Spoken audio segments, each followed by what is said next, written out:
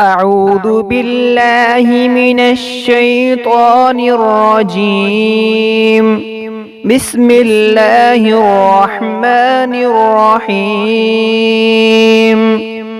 لقد جاءكم رسول من أنفسكم عزيز عليه ما عنتم حريص عليكم بالمؤمنين رؤوف رحيم.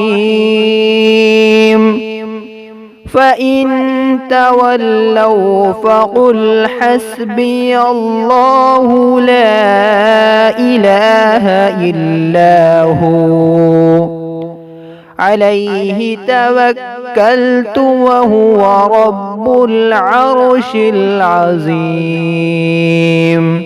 صدق الله العظيم.